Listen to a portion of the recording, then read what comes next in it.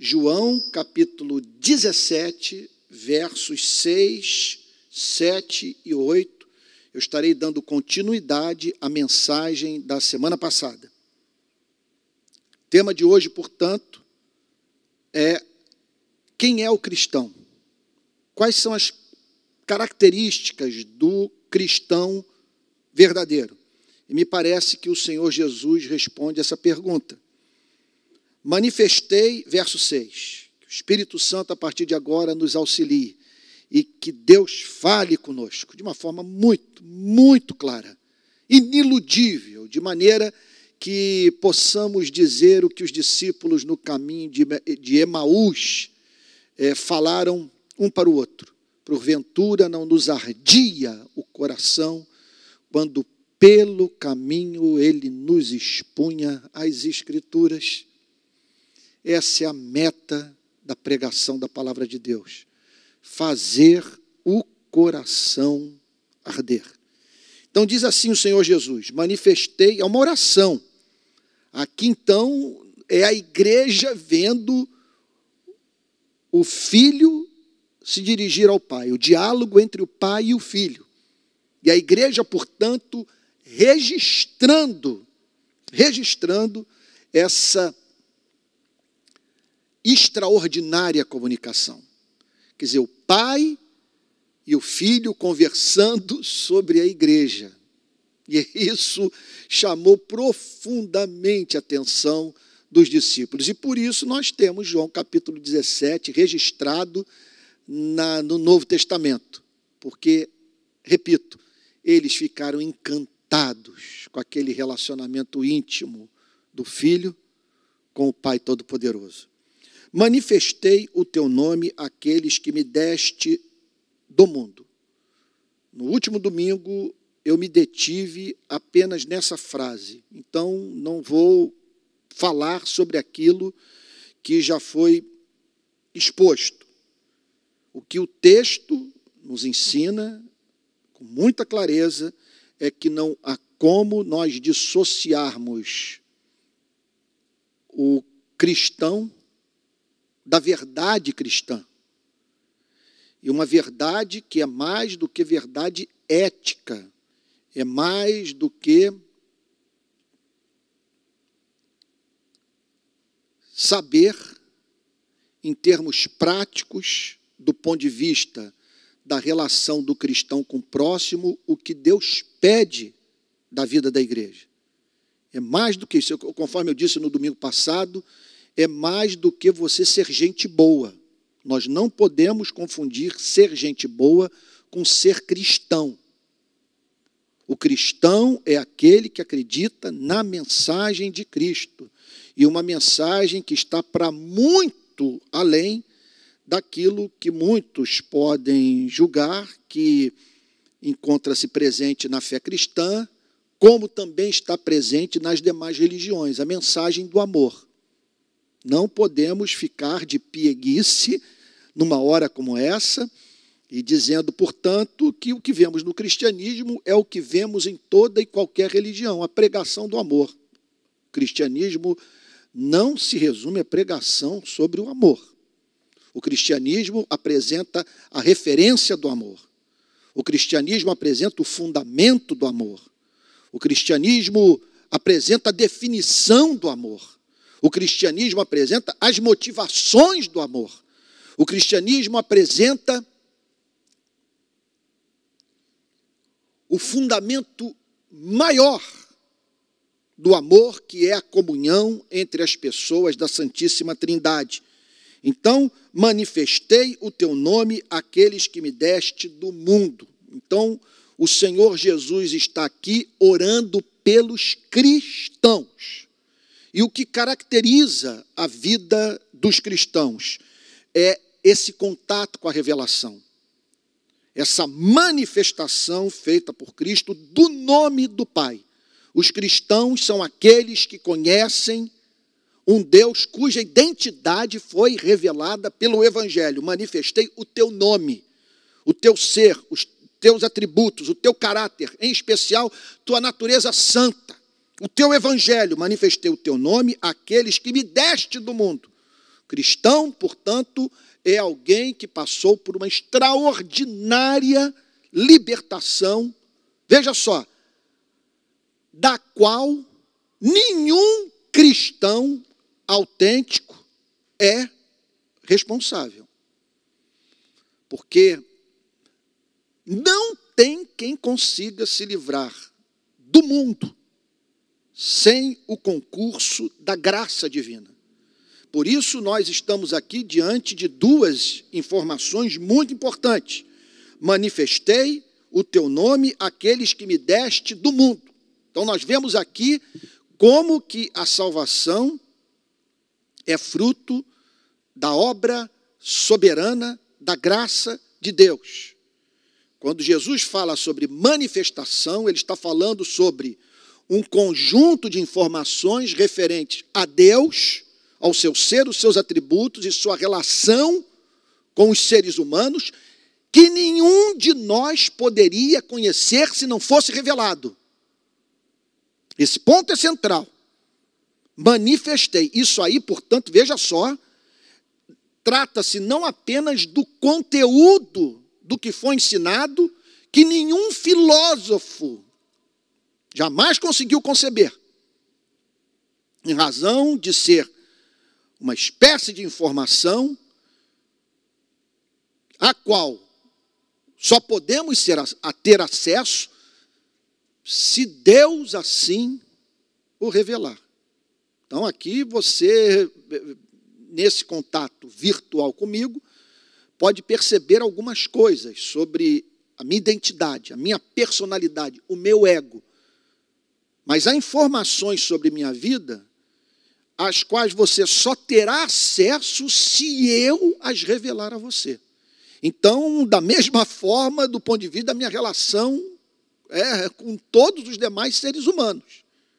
Eu vim agora no carro conversando com minha mãe, falando sobre coisas do passado que somente nós dois conhecemos. Eu sei que há esses segredos também aí na sua vida e que as demais pessoas só saberão se você um dia, por exemplo, escrever a sua biografia, redigir a sua autobiografia. Então, o mesmo acontece com Deus. Não há filósofo, por mente mais arguta que tenha, que possa responder uma pergunta central: como que os seres humanos podem se reconciliar com o Deus contra o qual pecaram? Qual é o caminho da redenção?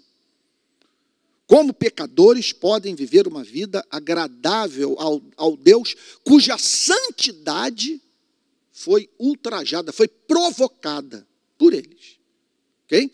Então, manifestei o teu nome. Isso é mais do que conteúdo. Isso também é uma revelação eficaz.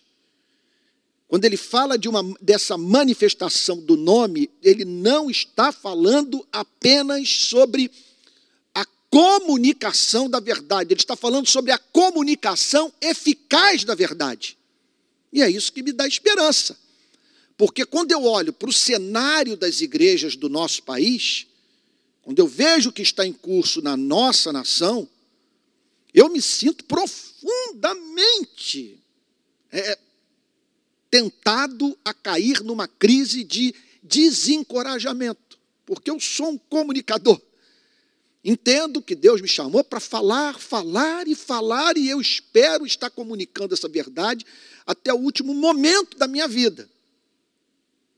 Contudo, o que fazer quando percebemos que essa verdade ela é filtrada? Que aquele que ouve o pregador seleciona da sua mensagem, por mais que essa verdade seja pura expressão do conteúdo do Evangelho, seleciona aquilo que lhe convém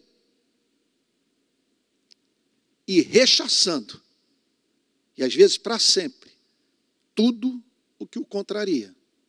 E nessas horas, o pregador que não está interessado apenas em lotar a igreja, mas em ver vidas transformadas, indaga, qual é o sentido do que eu estou fazendo? Se o compromisso egoísta que os seres humanos têm com a obtenção da felicidade, não que a busca pela felicidade seja em si egoísta, o problema é quando essa busca é fundamentada no interesse exclusivo pelo ego. E aí surge essa pergunta: que esperança que eu posso ter de ser compreendido por pessoas visceralmente egoístas e, por isso, abertas à mentira? Essa passagem, ela responde à tentação dos ministros frustrados com membros de suas igrejas que parecem, apesar de todo o esforço, no sentido de levar a palavra autêntica, revelada no Evangelho, no poder do Espírito Santo. Essa passagem, ela traz consolação para todo aquele que percebe que alguns membros das suas igrejas se tornaram piores do que quando chegaram. Que o contato com a instituição religiosa não fez bem a eles. E eu não estou falando de uma deficiência do púlpito, do funcionamento da própria igreja. Pois, como alguém já disse, ocorre em não poucas igrejas o fenômeno do pasto ser farto e do rebanho ser magro. Isso pode acontecer. Lembre-se que o Senhor Jesus foi morto a pedido de grande parte do povo de Israel, dos moradores de Jerusalém, falando de uma forma mais específica, que Jeremias teve sua mensagem ignorada pela sua geração. Por isso, nós o encontramos frequentemente chorando no livro que leva o seu nome, em razão do fato dele perceber que pessoas se mantêm afastadas de Deus, não apenas pela falta de acesso à verdade, mas se mantêm afastadas de Deus em razão da sua obstinação, que faz com que as mesmas, por mais que tenham acesso à verdade, em razão do seu egoísmo, dedicam-se ao trabalho de subtrair da verdade tudo aquilo que, na sua ignorância, essas pessoas julgam que lhes é prejudicial. Então, essa manifestação é uma manifestação eficaz, é uma revelação da beleza do nome de Deus.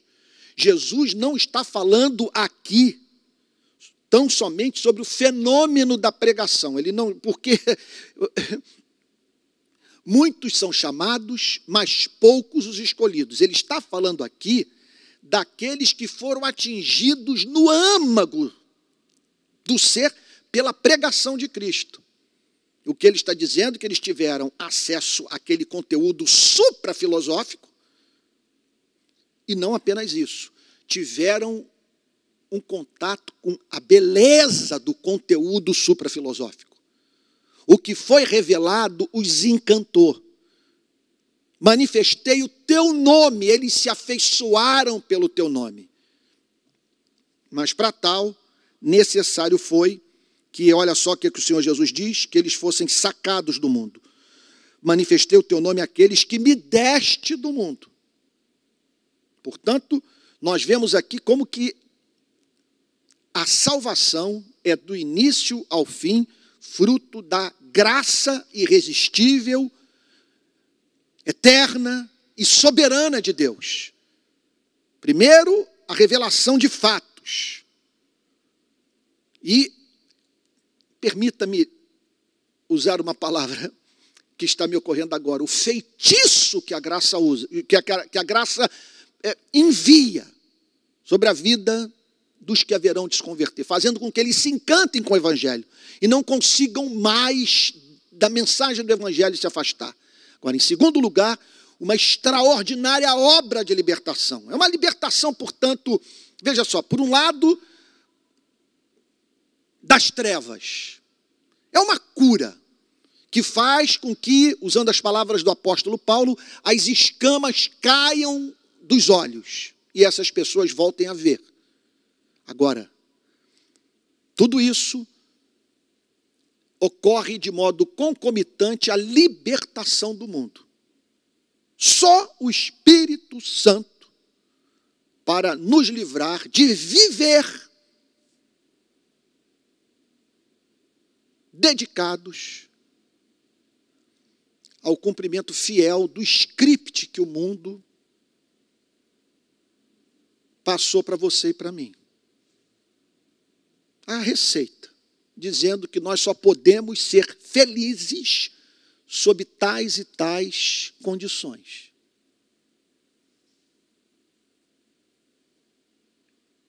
O que Jesus diz, então, que a igreja é a comunidade dos que conheceram o nome e foram tornados livres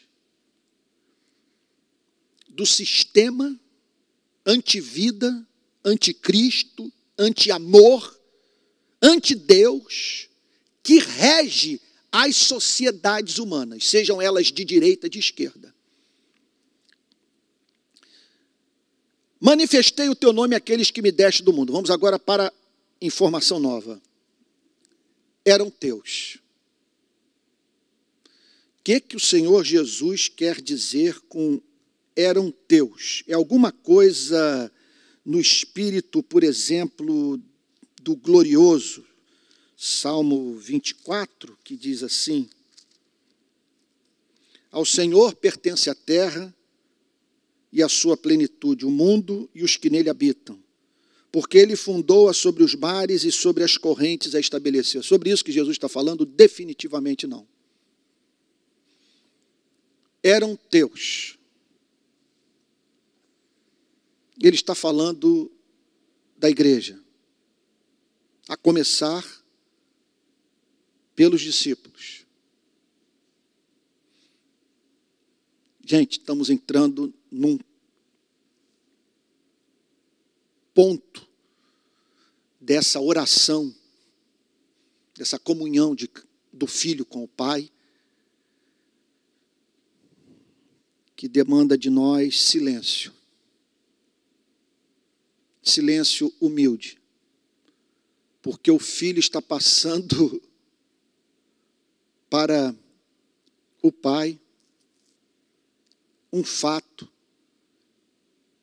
que vai de encontro ao senso comum. E o que vai de encontro ao senso comum?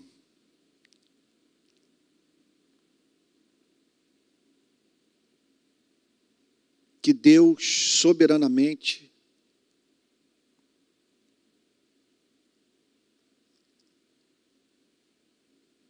escolheu alguns para salvar. E esses que Deus escolheu para salvar são descritos por Cristo como propriedade do soberano Rei do Universo. Veja só, eram teus. Ele está falando, portanto, de algo que era visto como propriedade do Pai antes da formação desse planeta.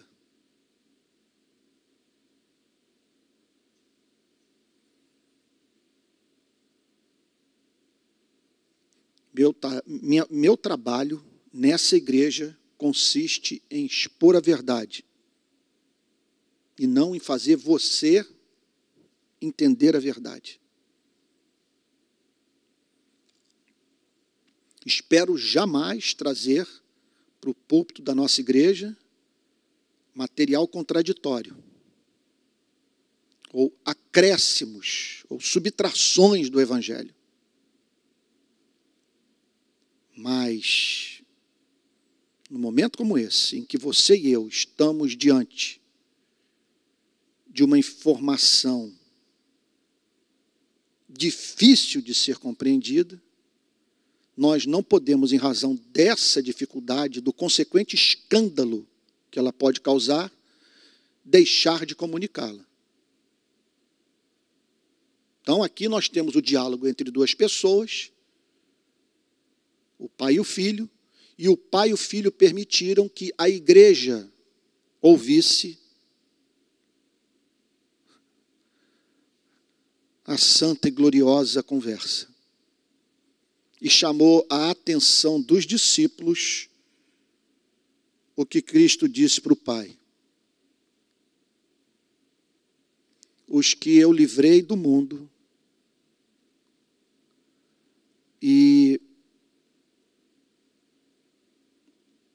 aqueles em cujas mentes e corações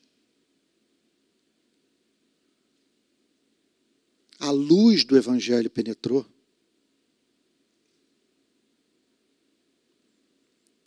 foram justamente aqueles que o Senhor decretou que assim haveria de acontecer em suas vidas.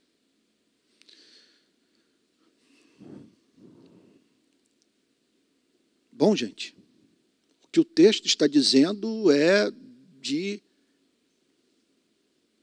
seres humanos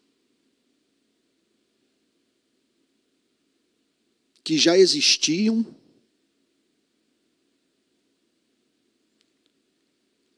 antes de terem sido concebidos pelas suas mães. Existiam no coração de Deus. Deus, de antemão, conhecia a identidade de cada um deles.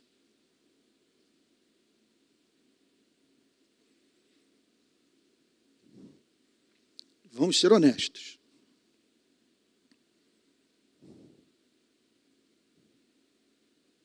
De antemão, Deus sabia o que haveria de acontecer nesse planeta. O inferno vai se estabelecer nesse mundo que eu estou criando. Haverá injustiça,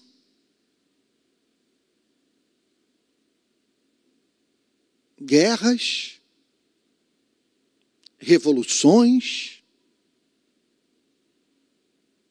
miséria, luto.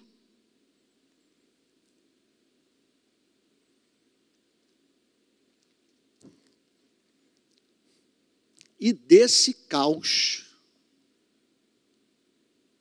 eu vou retirar meu povo.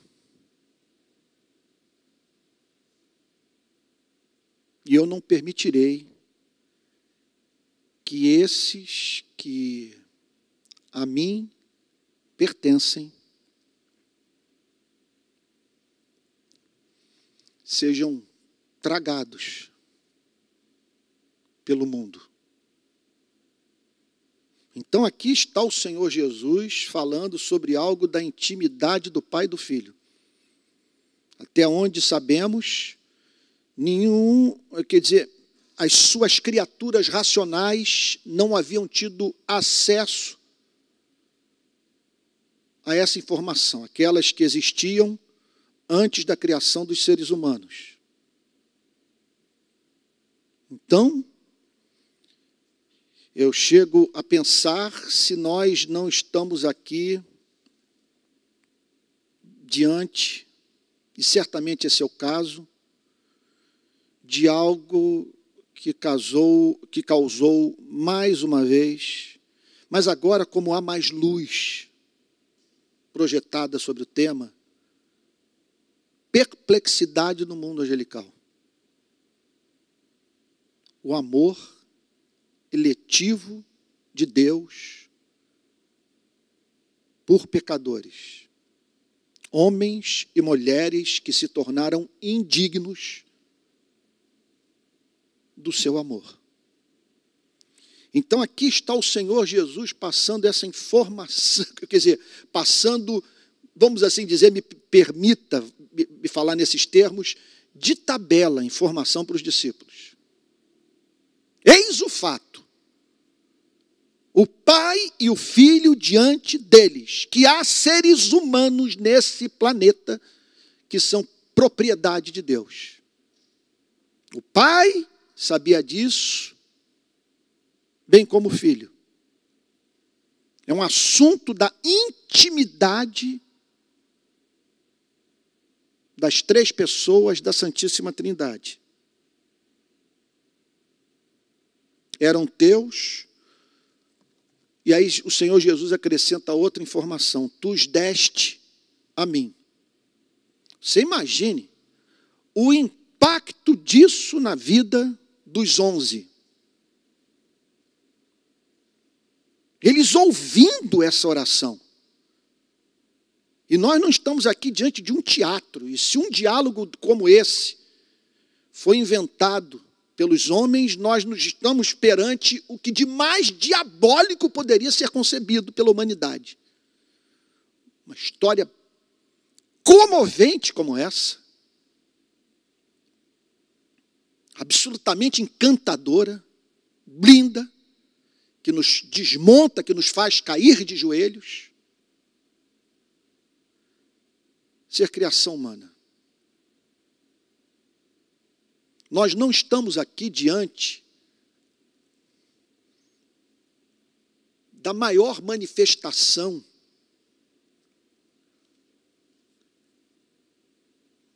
de, como é que eu poderia dizer, de irreverência.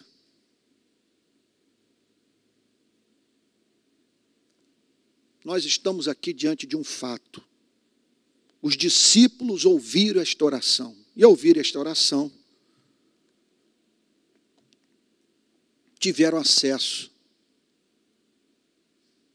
a uma informação estonteante. Eram teus, tu os deste a mim.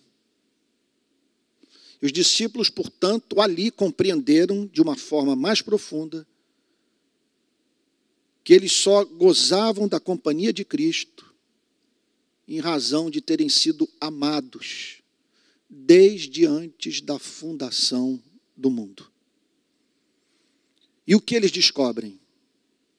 Que o Pai separou homens e mulheres para esta redenção e incumbiu o Filho de salvá-los. É muito clara a doutrina. A presença nesse diálogo do tema da predestinação. Eram teus, tu os deste a mim. Eram teus tesouros. Teus filhos e filhas em potencial. Você está preparado para ouvir o que eu vou lhe dizer agora? Clame a Deus e diga: Senhor, o pastor está dizendo que o que ele vai falar agora é da mais profunda importância. Se for isso que ele está anunciando, me ajude a entender o que ele quer dizer. E que o que ele tem a dizer seja bíblico. Bom, o que eu tenho para dizer para você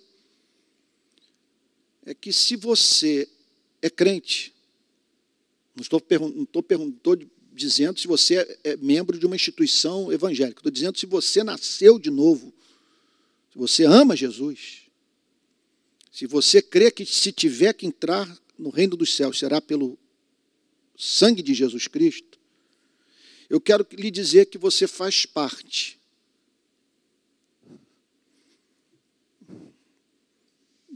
destes que Deus decidiu criar para viver para sempre na sua companhia. Por favor, não banalize o que está sendo dito. Você não pode ouvir isso, sabe? Sem ser movido ao louvor, às ações de graça, à adoração. Eram teus. O que de mais precioso o Senhor decidiu criar. Seres à sua imagem e semelhança. Que o Senhor decidiu criar para participarem da festa de amor da Trindade, por toda a eternidade.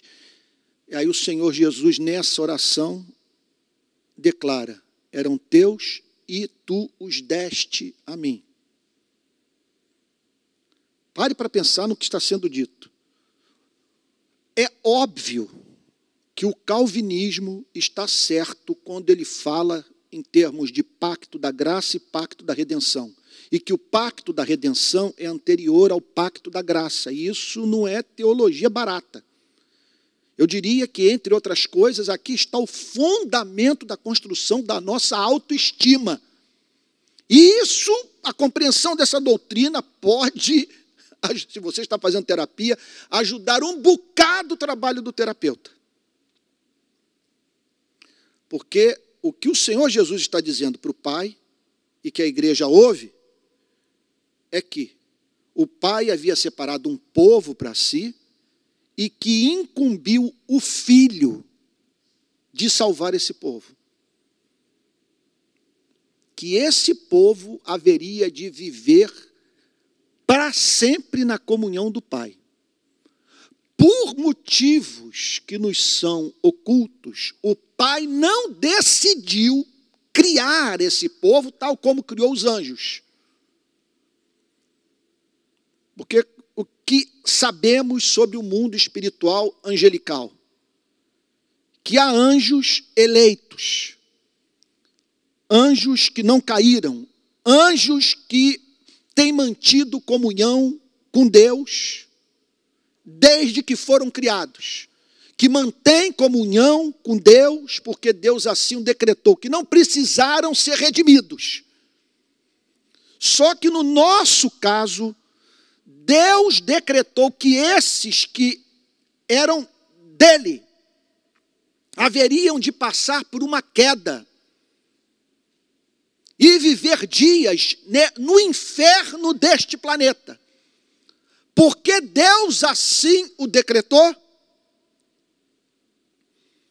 Porque dele, por meio dele, para ele são todas as coisas, eu não fui habilitado a saber.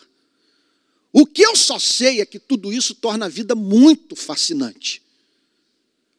Porque se esse é o meio, e se eu sou precioso, todas as loucuras, todos os infortúnios, todas as lágrimas, todas as traições, todas as decepções que eu vivi, todas as limitações físicas, todo o luto, toda a desgraça que eu testemunhei, estão inseridos num plano eterno que tem como objetivo fazer com que saia lá da ponta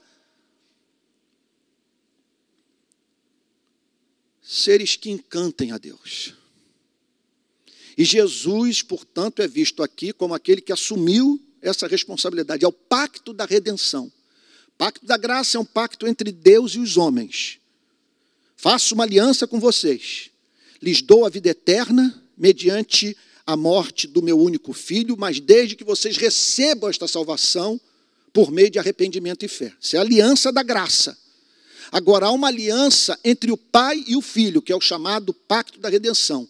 O pai separando um povo para essa redenção, e o filho assumindo o compromisso de resgatar este povo. E por isso que eu declaro que é impossível um eleito não ser salvo, que há pessoas eleitas, e é impossível um eleito perder a salvação, porque o texto diz que, veja só, que quem assumiu a incumbência de dar a vida por esse povo que é precioso para o Pai foi o próprio Cristo. E Cristo é vitorioso sempre, em toda batalha. Não há batalha que o Filho de Deus possa perder. A loucura. De certa forma, o diabo não é inimigo de Cristo. Cristo não tem inimigo. A porta que eu fecho, ninguém abre. A porta que eu abro, ninguém fecha. Agindo eu, quem impedirá? Como disse Lutero, o diabo é o diabo de Deus. Quando age, Deus extrai da sua crueldade aquilo que é usado para a santificação, para o embelezamento da sua igreja. Manifestei o teu nome àqueles que me deste do mundo, eram teus, tu os deste a mim. Eu assumi essa responsabilidade de redimi-los, e eles têm guardado a tua palavra. Não tinha como ser diferente. Eram teus, eles valem mais do que Andrômeda inteira, eles valem mais do que o sistema solar, valem mais do que o planeta Terra, eram teus. O Senhor, portanto, os amou, eu os amei, Ele os elegeu e eu assumi o compromisso de redimir os eleitos. E por isso, inevitavelmente, eles têm guardado a tua palavra. Que é um cristão, aquele que, em razão dessa obra eterna, soberana, irresistível, conheceu a verdade, se encantou com a verdade e guardou a verdade. Jesus descreve aqui os discípulos como aqueles que têm guardado a palavra do Pai, revelada por meio do Filho. Portanto, não podemos botar tamanha ênfase na ortopraxia, na prática da fé cristã, a ponto de nos esquecermos da ortodoxia. Fala-se muito em ortodoxia morta. E vejo frequentemente nas redes sociais pessoas que não fazem outra coisa que não seja bater na igreja e cobrar da igreja mais consistência. Às vezes me parece que há um elemento assim, algo de patológico nessas críticas. Essas críticas fazem bem para essas mesmas pessoas.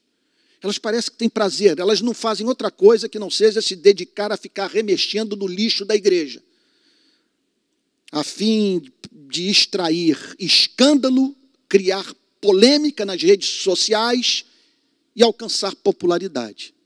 É claro que tem que haver espaço para verdadeira profecia, mas é patológico o comportamento daquele que usa dessas iniquidades para fazer generalizações e que, ao mesmo tempo, não é encontrado orando, chorando, lutando pela essa igreja, não fazendo outra coisa que não seja criticar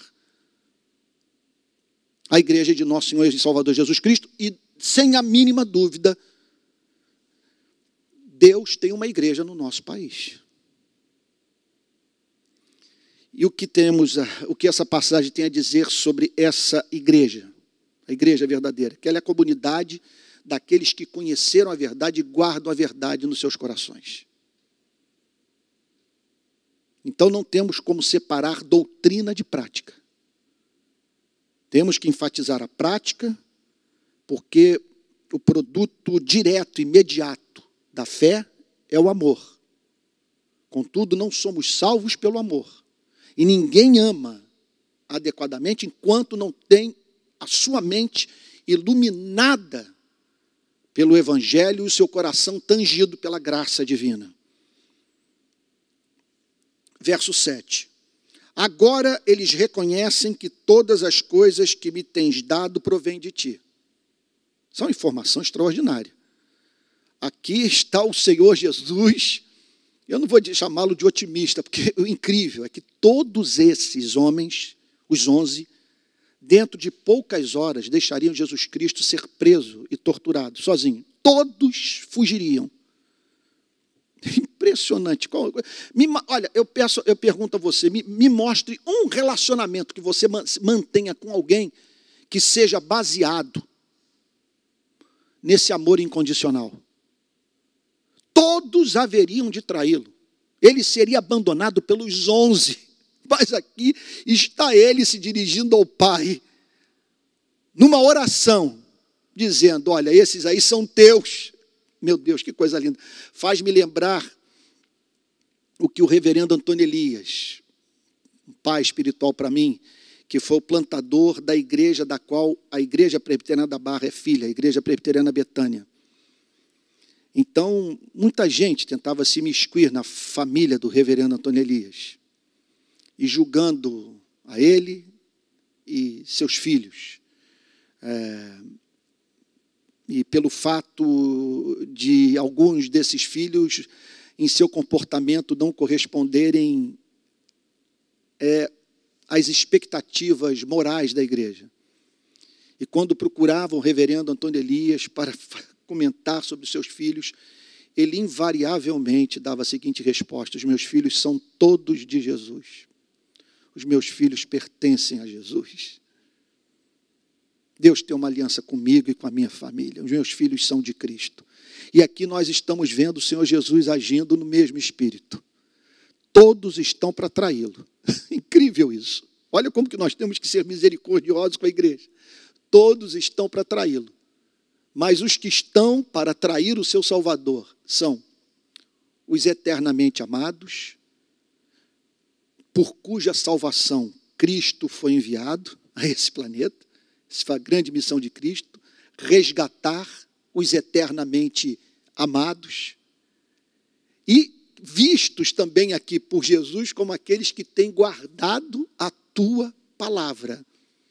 O que significa, portanto, em razão dos fatos que estavam para acontecer, que eles não guardavam de modo perfeito, mas em alguma extensão guardavam de maneira real. E como a fé, embora imperfeita em seus corações, tratava-se de uma fé autêntica, era absolutamente certo que o versículo 7 haveria de se cumprir. Agora eles reconhecem que todas as coisas que me tens dado, provém de ti. Então, eles viam os milagres, eles viam a pregação, eles viam, quer dizer, tudo aquilo que partia de Cristo, que os atingia, e em razão dessa obra eterna levada a cabo pelo próprio Cristo no poder do Espírito Santo, eles chegaram a esta convicção que eu espero que faça parte da sua vida a partir de hoje. Repito, agora eles reconhecem que todas as coisas que me tens dado provêm de ti. Em outras palavras, que o cristianismo, ou a mensagem do cristianismo chamada de evangelho, é revelação de Deus. Que Jesus Cristo é a expressão exata do ser de Deus. Que, ao se fazer carne, o Filho de Deus mostrou a fisionomia do Pai. E os discípulos, portanto, foram levados a essa mais profunda convicção. Tudo que nos tem sido ensinado por Ele é evidente.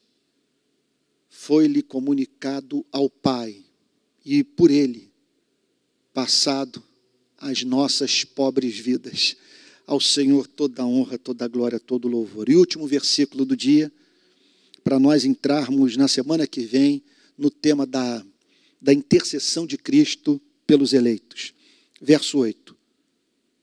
Porque eu lhes tenho transmitido as palavras que me deste. Portanto, a missão de Cristo foi a de cumprir o seu chamado de profeta. Daqui a pouco vai entrar em cena o sacerdote. O sacerdote que é transformado em oferta, em sacrifício, em ovelha. Mais adiante, depois da ressurreição, o sacerdote passa a ser visto como rei. Mas aqui, nós estamos diante do rei, sacerdote, que é profeta. Os três ofícios reunidos na pessoa do Salvador, porque eu lhes tenho transmitido as palavras que me deste. Portanto, Jesus veio para comunicar a verdade do Pai aos eleitos, uma vez que este é o caminho por excelência de redenção daqueles que na eternidade foram dados pelo Pai ao Filho, a fim de que o Filho os redimisse. Porque eu lhes tenho transmitido as palavras que me deste. Veja, portanto, a glória do ministério de pregação da igreja. Quando a igreja está dedicada ao trabalho de pregação, ela está reproduzindo o ministério de Cristo.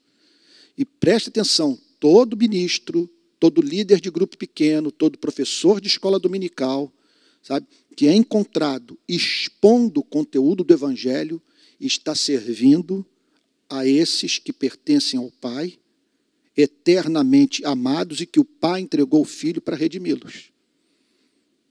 É uma coisa de tirar o fôlego, é algo que faz com que vejamos sempre sentido em lutarmos pela igreja e anelarmos para que, passando essa pandemia, o quanto antes nós estejamos juntos, lotando este templo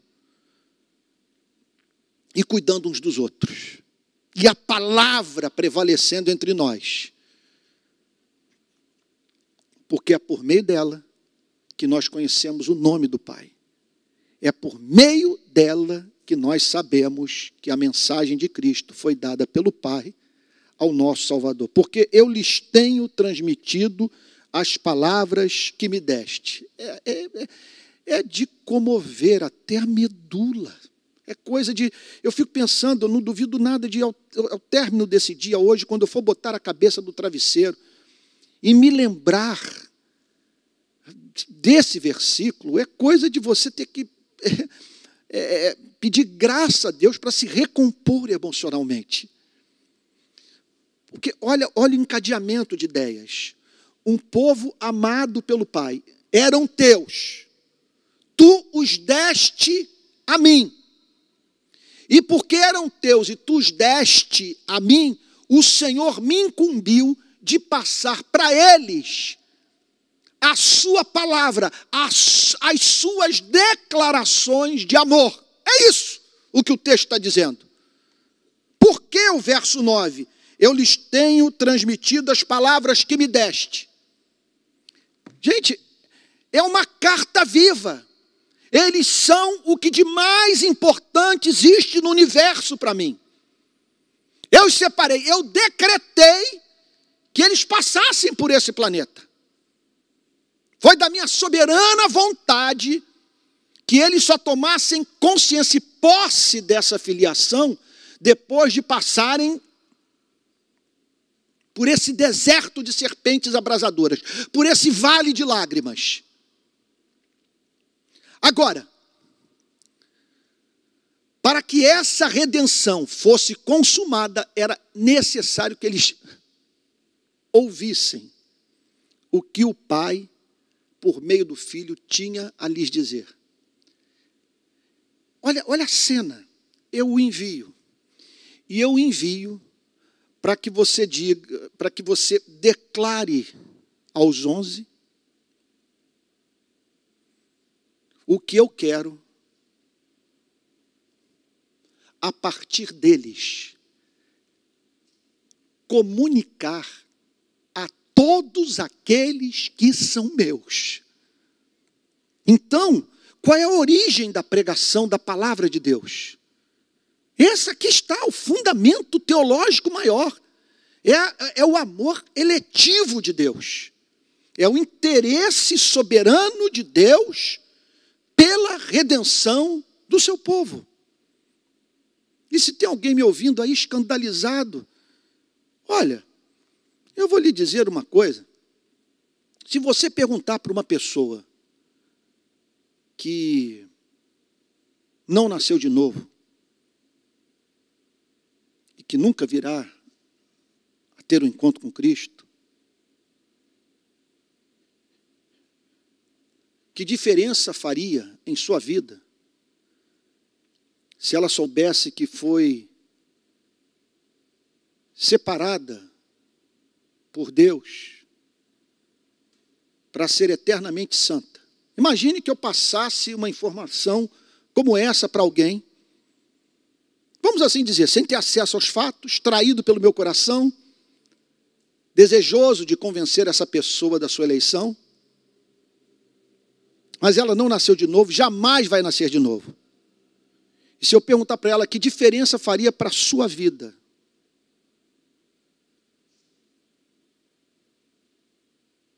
eu informar a você que você foi eleita para ser santa, que resposta que eu ouviria? Isso não faz a mínima diferença para a minha vida, que eu não tenho nenhum interesse em ser a espécie de pessoa que o Evangelho quer, segundo o que você me diz, que eu seja. Eu sou muito mais feliz vivendo a vida que eu vivo, eu não me imagino no seu lugar.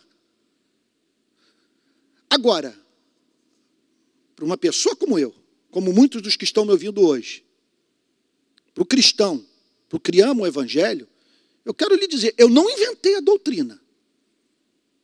Então, entendam que eu estou sendo intelectualmente honesto. Eu não inventei essa doutrina e eu quero que alguém me apresente uma interpretação diferente da que eu estou fazendo dessa manhã desse texto. Eram teus, tu os deste a mim e eles têm guardado a tua palavra. A sequência, sabe, é muito clara, é lógico, é como os reformados dizem. É uma doutrina levando a outra. São os elos da mesma corrente. Se quebrar um, quebra tudo. E aqui nós estamos diante, portanto, de uma sequência de pensamentos. E o que o Senhor Jesus está dizendo é que ele foi enviado, em razão desse amor ensandecido de Deus pelo seu povo, para comunicar a verdade à sua igreja, a começar pelos 11. E daí essa palavra sendo disseminada na comunidade da fé, ano após ano, alcançando aqueles que haveriam de herdar a vida eterna. Gente, você consegue conceber uma coisa como essa? Eu quero que eles saibam deste fato. Eu quero que eles tenham acesso a essas e tais informações. Eles serão redimidos, eu os separei e eu o envio para comunicar esse conjunto de verdades, porque através delas eles se encantarão por mim. Eles se sentirão amados e tornados seguros da sua redenção. Porque eu lhes tenho transmitido as palavras que me deste. E eles as receberam. Não podia ser diferente. Eles as acolheram. Eles foram vulneráveis a ela. E verdadeiramente, de modo autêntico, envolvendo mente e coração, envolvendo razão, envolvendo as afeições, envolvendo a vontade, envolvendo a vida intelectual, envolvendo as vísceras do ser, o coração, porque eu lhes tenho transmitido as palavras que me deste, e eles as receberam e verdadeiramente reconheceram. Então há um elemento de conhecimento na fé. Primeiro, a comunicação da verdade, e aí é quando a verdade é tornada clara para a mente e vista como encantadora, surge esse elemento de fé, o elemento de confiança. Eu creio no que está me sendo dito. Verdadeiramente reconheceram que saí de ti. Esse é o cristianismo. Quem é o cristão? Aquele que reconhece que Jesus Cristo saiu do Pai.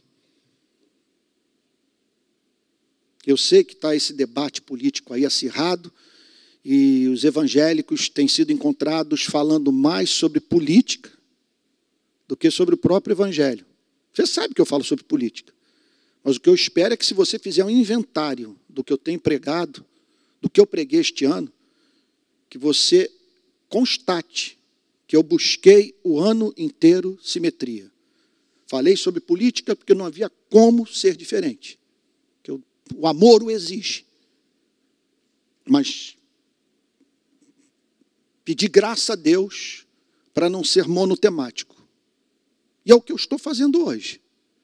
Me atendo ao texto e não incluindo material alheio ao texto. O texto não está dando margem para que eu fale sobre outro tipo de coisa que não seja o pacto da redenção e seus desdobramentos para a vida da igreja. Então, verdadeiramente reconheceram que saí de ti e creram que tu me enviaste. O cristão é esse. O cristão é o que crê em Cristo, que acredita que a mensagem de Cristo, chamada Evangelho, foi dada pelo Pai e o Filho, a fim de que o Filho comunicasse à humanidade e fosse decodificada por esses que o Pai entregou ao Filho, visando a sua redenção.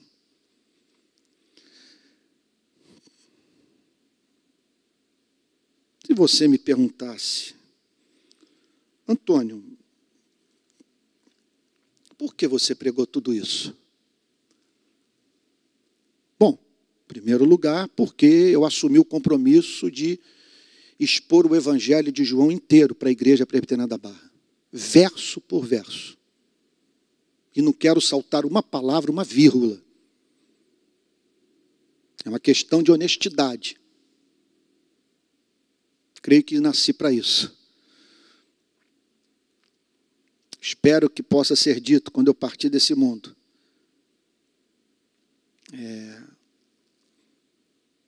Tudo que ele disse sobre Jesus foi verdadeiro. Agora, eu estou falando sobre essas coisas não apenas por obrigação. É claro que é o peso da obrigação. Você faz um pacto com uma igreja, você diz que vai expor um texto da Bíblia inteiro, verso por verso. Então, aqui eu estou, e me expondo. Você me perdoe dizer, se eu fosse malandro, eu não traria exercendo as funções que eu exerço na sociedade brasileira. Para muitos é inimaginável que uma pessoa como eu creia nessas doutrinas. Eu não duvido nada de ter gente que um dia vai editar uma pregação como essa, vai tirar esses trechos que eu estou falando desse amor exclusivo de Deus e vai me chamar de conservador, sabe, que tritura criancinha. Mas Deus não me chamou para buscar popularidade, e sim ser fiel ao mandato que dele eu recebi, de pregar o Evangelho das insondáveis riquezas de Deus em Cristo Jesus. E nós nos deparamos hoje com esse texto. Confesso a você que a interpretação que eu fiz de João 17, de 6 a 8, sabe, é a que a Bíblia me permitiu fazer. Eu não consigo ver outra. Eram teus. Ele não está falando da humanidade.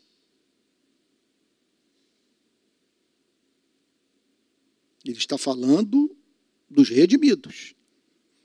E que só passaram pela experiência de redenção porque eram propriedade do Pai, que decretou, mediante um pacto eterno com o Filho, de botar sob a custódia do Filho a redenção desse povo. Mas eu estou aqui terminando essa mensagem, ainda respondendo essa pergunta. O que você quer com essa pregação? O que você pregou sobre esse tema tão controverso? Porque eu tenho a esperança que num domingo como esse, ou quem sabe isso aí o apanha amanhã, daqui a alguns dias, que você tem aquilo que alguns psicólogos chamam de insight. Os americanos usam o verbo realize. Que você realize, que você tenha um apocalipse, uma revelação dessa doutrina em um ponto ou outro da sua vida. O que eu quero dizer é o seguinte, é que se essa doutrina entrar na sua mente, ganhar espaço no seu coração,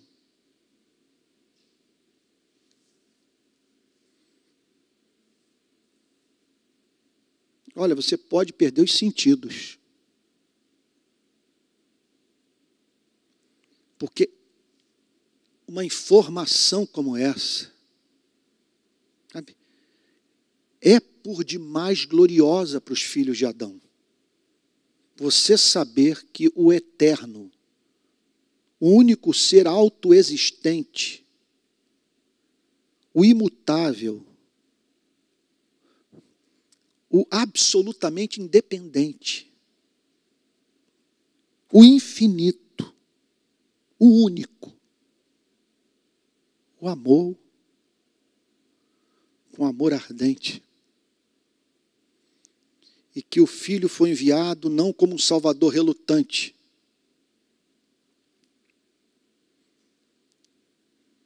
mas que, tomado de alegria, veio ao mundo para cumprir a vontade do Pai e comunicar a sua verdade libertadora ao seu povo. E é o que eu espero que esteja fazendo nessa manhã. O Pai, através da minha pobre vida, comunicando a você o que Cristo comunicou aos 11, e que por meio dos 11 chegou até a mim, e que hoje eu estou comunicando a você. E por quê? Porque o Pai é louco de amor por você. Vamos orar? Pai Santo, a doutrina está na mente, mas ela precisa descer para o coração. Senhor, não é uma informação qualquer.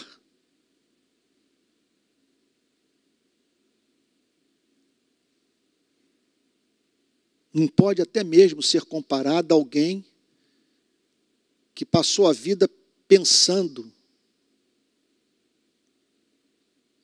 que fosse filho de um determinado pai, vindo a descobrir que, na verdade, era filho de uma outra pessoa.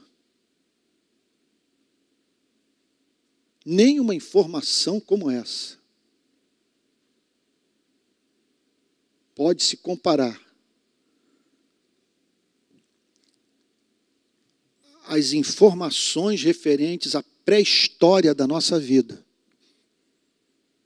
que recebemos nessa manhã.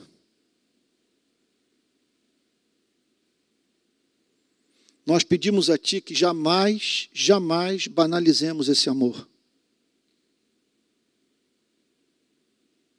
E que, de preferência, hoje, ao término desse culto, essas verdades nos envolvam por inteiro, comunicando aquelas virtudes que somente essa doutrina é capaz de comunicar em tal extensão. Humildade, porque nossa salvação só pode ser atribuída a Ti. Segurança, porque ninguém poderá impedir Cristo de realizar a obra que Ele prometeu ao Pai que realizaria.